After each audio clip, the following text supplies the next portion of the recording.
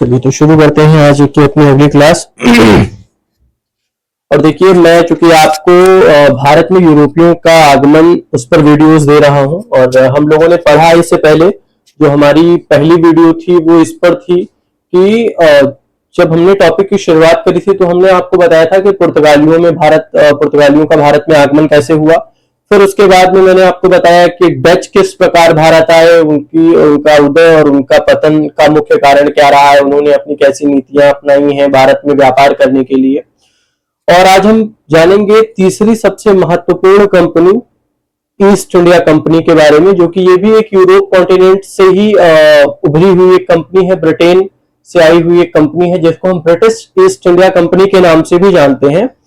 लेकिन इसको पढ़ने से पहले मैं आपको एक बात बता दूं कि जब बच्चा देखता है आधुनिक भारत के इतिहास के बारे में या फिर पढ़ना शुरू करता है तो उसके दिमाग पर एक बोझ होता है कि इसमें बहुत सारी जो टाइमलाइंस है वो याद करनी पड़ेंगी, बहुत सारे डेट याद करने पड़ेंगे, बहुत सारी हैवीनेस एक उसके माइंड पर आ जाती है कि यार ये चीजें मतलब थोड़ा सा उस पे एक बोझ के जैसे लगती है उसके सर पे। तो मैं बता दूं, कोई भी चीज कठिन नहीं है अगर आप उसको जब तक काम समझ के करोगे, जब तक आप इसलिए पढ़ोगे कि नहीं यार मुझे इससे कुछ हासिल करना है, तब तक वो बोझ लगेगी। लेकिन जब आप इसलिए पढ़ोगे कि नहीं इसमें देखना है कि मुझे कितनी कौन को पहले इतिहास में कौन कौन सी चीजें हुई हैं, क्या क्या हुआ है हमारे इतिहास में, और इसके बारे में हम अपने भारत देश के बारे में जानेंगे। आज से तकरीबन 200 साल पहले का 200 साल के पहले की स्थिति क्या थी, आज की स्थिति क्या है। जब उससे आप रिलेट करना शुरू करोगे एक दूसरे से तो मतलब ट्रस्ट मानिए मेरी बातों का, बिलीव कीजिए कि फिर वो चीजें कहीं ना कहीं आपको हैवी नहीं लगेंगी, आप पे बर्डन नहीं फील होगा आप पे। तो चलिए शुरुआत करते हैं आपकी इस क्लास की।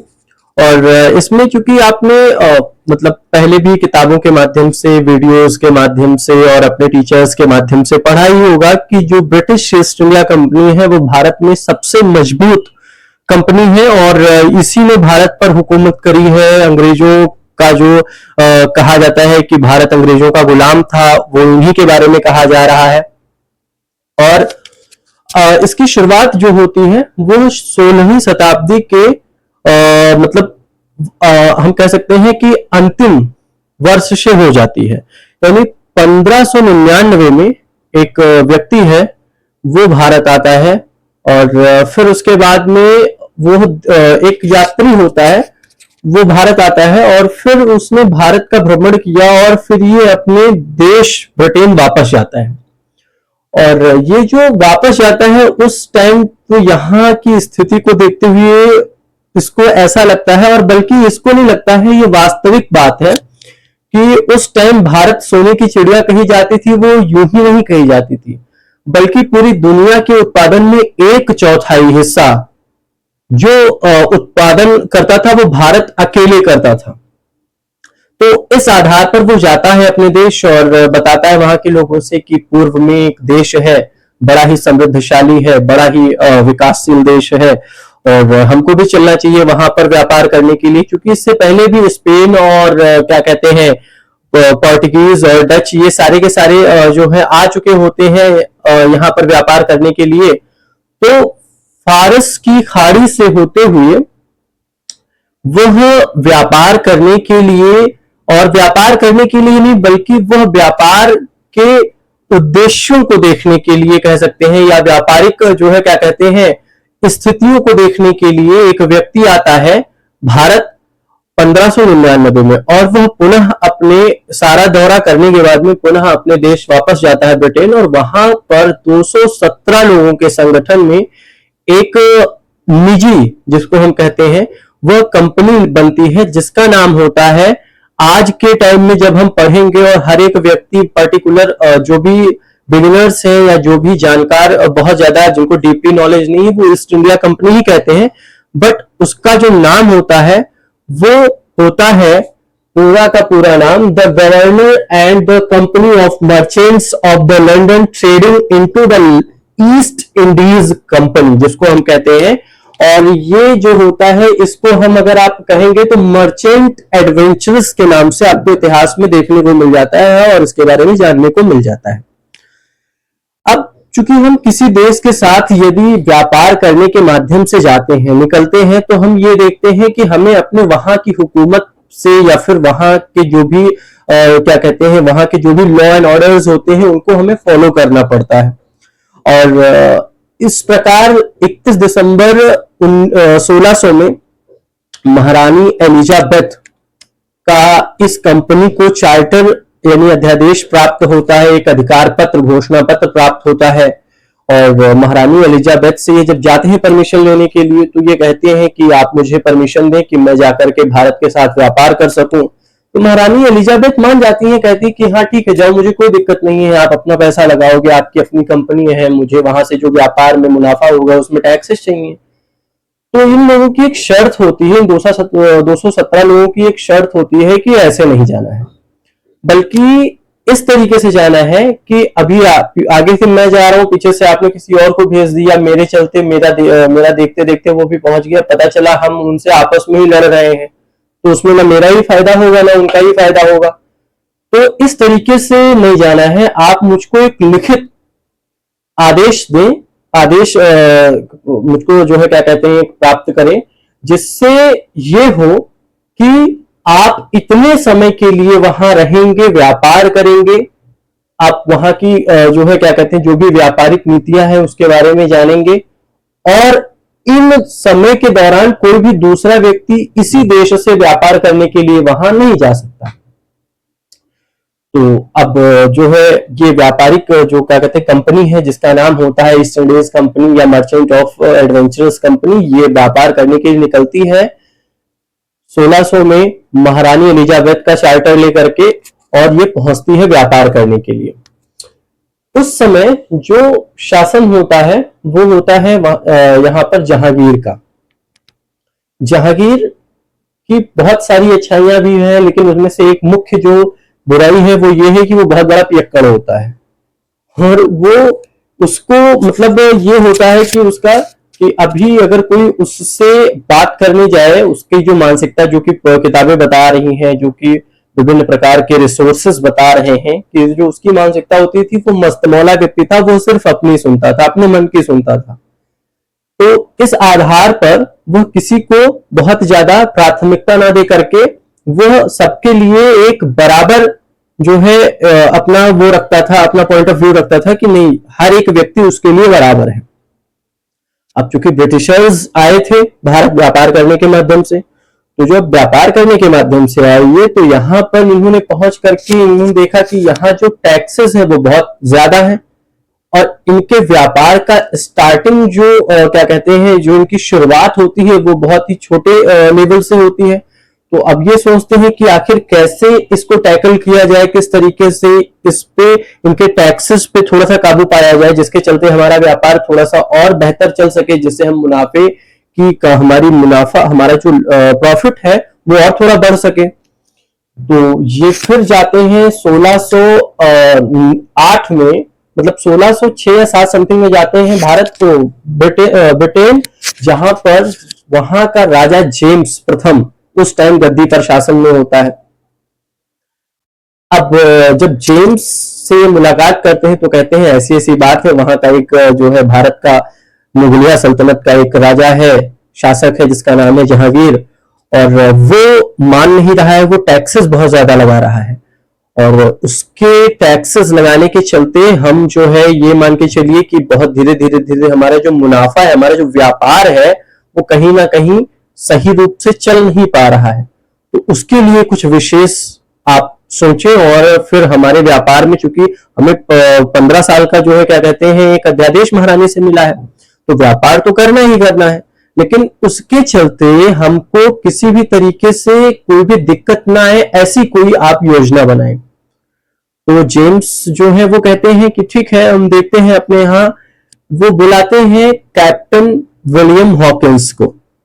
कैप्टन विलियम हॉकिंस एक हेक्टर नामक जहाज से निकलता है वहां पर, और जहांगीर से मिलने के लिए पहुंचता है। सूरत में एक जगह होती है, सूरत एक जगह होती है जहां पर वो अपना जहाज रोकता है, और फिर उसके बाद में पोर्ट होता है, वहां से वो जाता है आगरा जहांगीर से मिलने। और जब जहांगीर से वो मिलता है तो चूंकि विलियम अंग्रेज होते ही हैं अच्छे खासे, तो जहांगीर उसको देख करके बहुत प्रभावित होता है, उससे बात करके बहुत प्रभावित होता है। और चूंकि जहांगीर पियक्कड़ होता है तो ये अपने यहाँ से अच्छी अच्छी ब्रांड लेकर के जाते हैं, जहांगीर के सामने रखते हैं कि महाराज आप ये लीजिए, आपके लिए हम लेके आए नजराने के तौर पर। और जहांगीर इनके आवभगत को देखता है और मतलब इनके जो है नजराने को देखता है और इनका बहुत ही भव्य आवभगत करता है, बहुत अच्छे से इनको अपने बगल में बिठाता है। और फिर उसके बाद में इनकी बड़ी तारीफें होती हैं, बातचीत शुरू होती है। वहां की जनता चूंकि विलियम हॉकिंस को देखती है कि यार ये जहांगीर के बगल में बैठा है, तो जहांगीर के बगल में बैठा है इसलिए जहांगीर का खास आदमी है। और वहां की जनता भी विलियम हॉकिंस को बड़ा मान सम्मान देती है। लेकिन चूंकि विलियम हॉकिंस आता किस मकसद से है, आता है कंपनी को एक टैक्स, कंपनी के टैक्सेस कम कराने के माध्यम से आता है, और साथ ही साथ वो आता है कि हमको भी एक फैक्ट्री लगाने का, आप फैक्ट्री लगाने की अनुमति दे दें, आप मुझे भी एक जो है क्या कहते हैं अपना अप्रूवल दे दीजिए जिससे हम भी एक फैक्ट्री लगा सके आपके सूरत में। अब जहांगीर चूंकि उस टाइम पुर्तगाली पहले से थे ना उसके दरबार में और उसके राज्य में, उसके जो है भारत में पुर्तगाली पहले से ही थे, तो जहांगीर उसके तोहफों को देख करके, उसके जो है सारे क्या कहते हैं उसके एफर्ट्स को देख करके मना नहीं कर पाता है जहांगीर कि नहीं मैं आपको जो है क्या कहते हैं परमिशन नहीं दूंगा। लेकिन पुर्तगालियों के दबाव में और वहां के क्षेत्रीय व्यापारियों के दबाव में वह पूर्णतः परमिशन दे नहीं पाता है। इसलिए शुरुआत होती है कि जो ब्रिटिश ईस्ट इंडिया कंपनी होती है, इसका मुख्य उद्देश्य होता है भारत, चीन और दक्षिण पूर्व एशिया के साथ व्यापार करना। भारत, चीन, दक्षिण पूर्व एशिया के साथ व्यापार करना का मतलब यह है। अब दक्षिण पूर्व एशिया क्या है? दक्षिण पूर्व एशिया, दक्षिण पूर्व का मतलब है अगर आप भारत को देखें तो भारत एशिया कॉन्टिनेंट का एक देश है।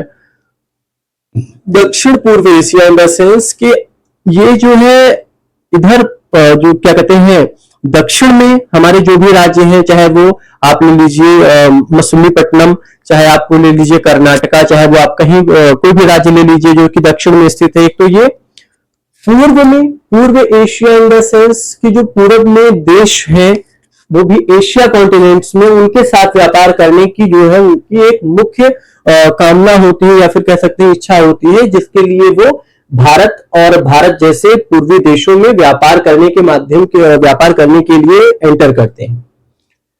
इनका जो प्रमुख वस्तु होता है, जिसके व्यापार की ये जो प्रमुख वस्तुएं होती है, जिनकी लालच में ये आते हैं कि मुझे इन चीजों का व्यापार करना है, इससे बड़ी प्रॉफिट होगी हमको, और इन सारी चीजों का व्यापार करने के बाद में इससे हमें बड़ा मुनाफा होगा, क्योंकि ये ऑलरेडी पहले से देखे हुए होते हैं ना, क्योंकि इनके यहां से इन्हीं के कॉन्टिनेंट से पुर्तगाली और डच आते हैं और वो भारी मात्रा में मुनाफा कमा करके अपने देश लेके जाते हैं।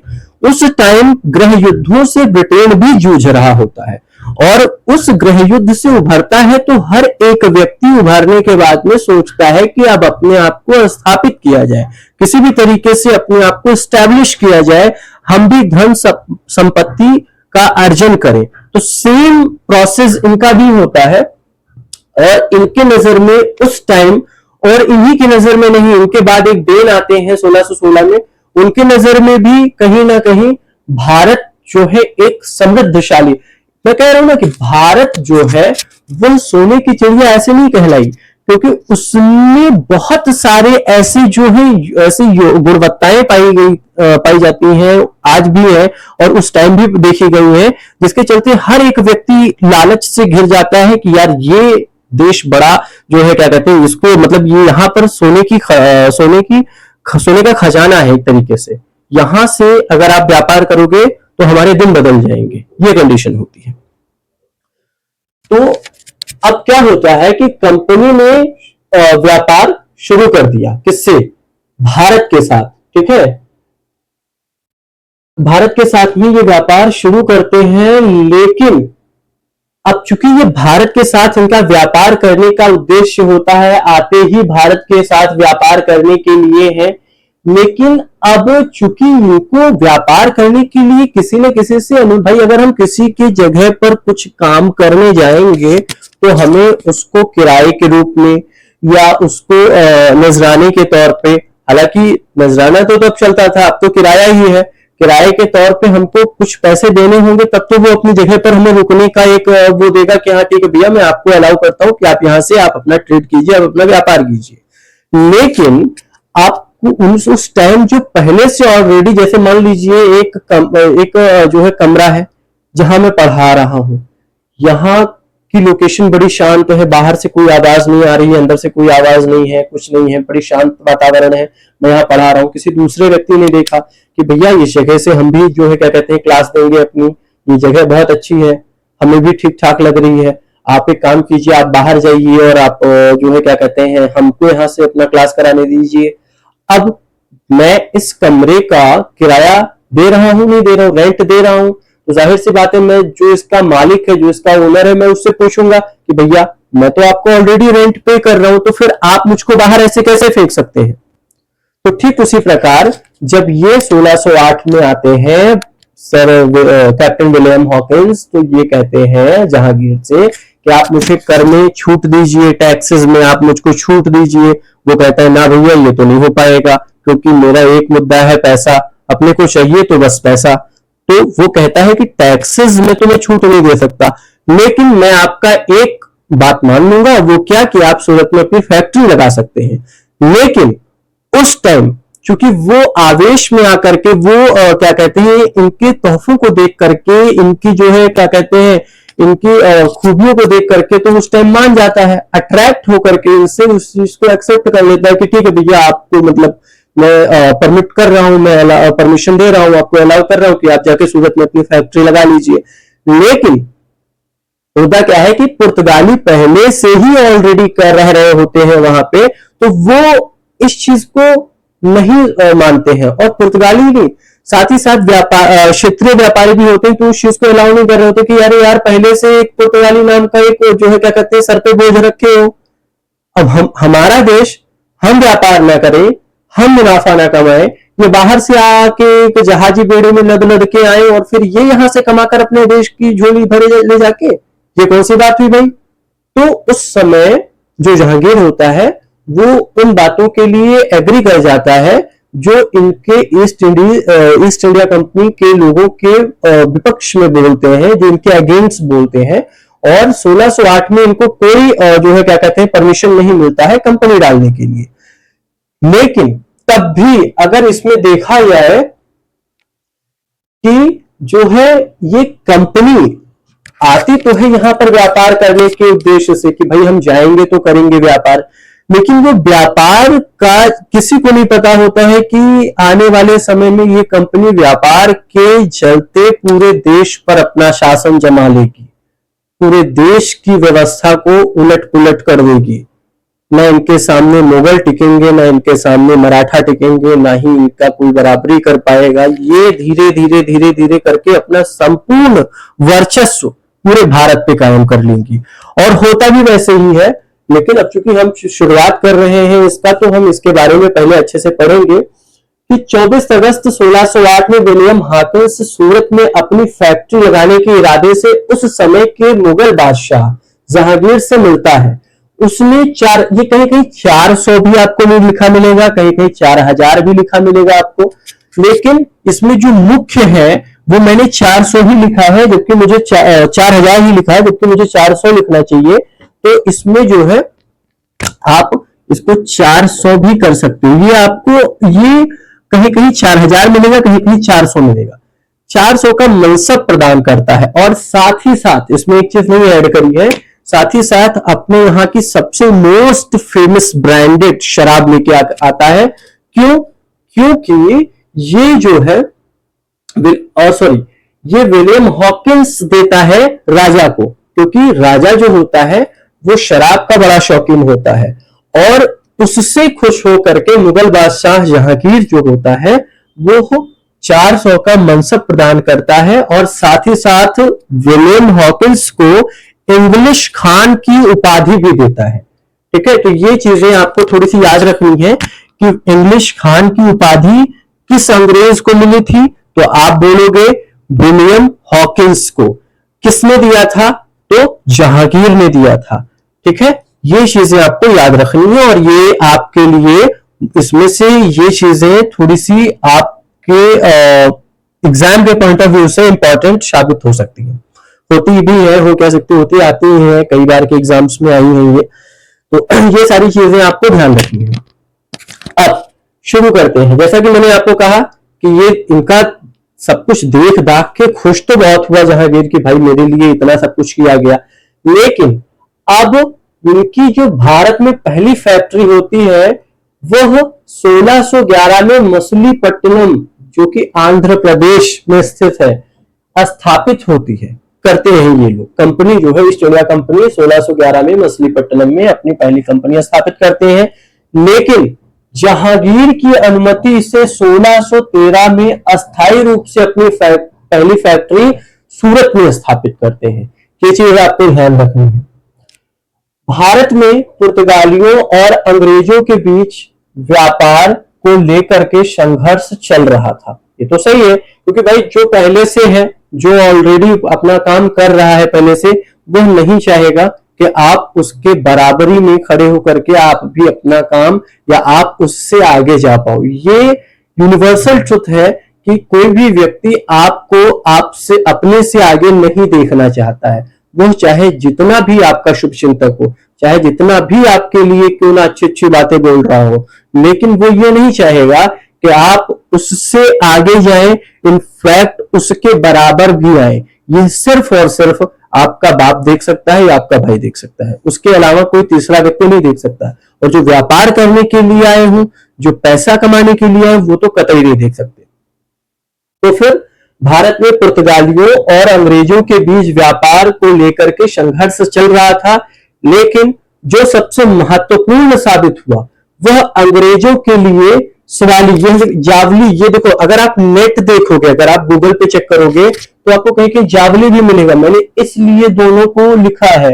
और फिर इसमें सुवाली भी होगा, सुवाली और सवाली भी मिलेगा। ये कई तरीके के जो है क्या कहते हैं वर्ड्स हैं। और ये सूरत का एक शहर है सवाली, वहां पर एक युद्ध हुआ है, और जो कि यह युद्ध ये साबित करता है कि अब भारत में पुर्तगालियों के किसी भी प्रकार की जो क्या कहते हैं उनकी इच्छाएं हैं या उनके व्यापारिक जो हस्तक्षेप है वो नहीं चलने वाले।